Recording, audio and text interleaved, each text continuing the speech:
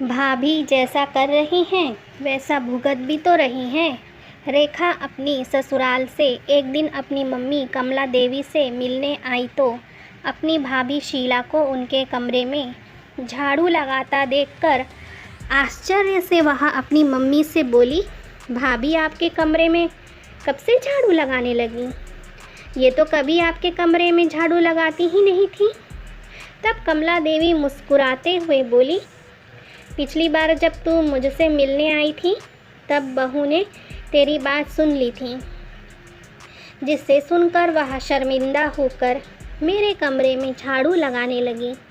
रेखा मुस्कुराते हुए बोली, मेरी कौन सी बात मम्मी जी?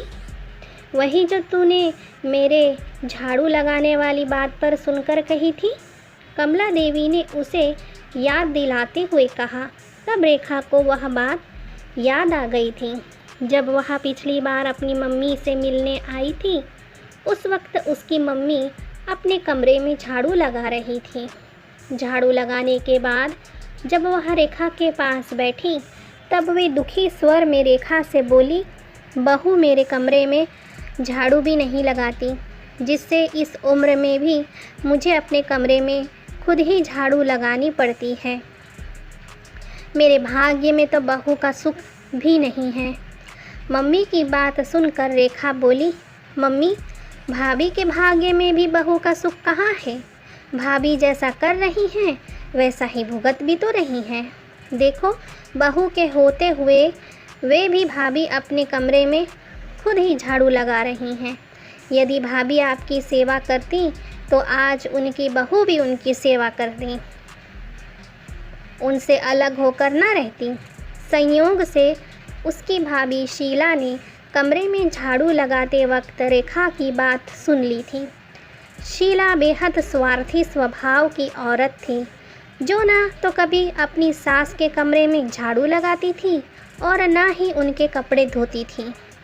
बस सुबह शाम के वक्त उन्हें खाना देकर उन पर खाने के लिए ताना मारकर ऐसा एहसान जताती थी जैसे यह उनकी बहुत सेवा करती हो। रेखा का एक भतीजा था रोहन, जिसकी शादी कुछ समय पहले ही धूमधाम से सीमा से हुई थी। सीमा बेहद खूबसूरत और समझदार गृह कार्य में निपुण युवती थी। ससुराल में आते ही उसने घर का सारा काम संभाल लिया था। सुबह का नाश्ता, दोनों वक्त का खाना, झाड़ू पोछा, बर्तन, कपड़े, सारे काम वह खुशी खुशी करती थी। परंतु फिर भी उसकी सास उसके काम से खुश होने की बजाय उसके काम में कमी निकालती रहती थी।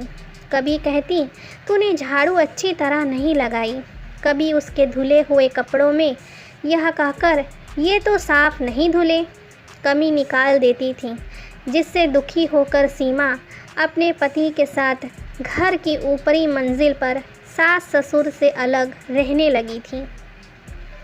सीमा के अलग रहने के कारण घर का सारा काम अब शीला को ही करना पड़ता था। दीदी क्या सोच रही हो? चाय नाश्ता तैयार है, जल्दी से चाय पी लीजिए, नहीं तो चाय ठंडी हो जाएगी। शीला ने कहा तो रेखा का ध्यान भंग हो गया था। वह चाय का कप उठाकर चाय पीने लगी तो भाभी का चेहरा देखकर उसे बात अपनी कही याद आ रही थी।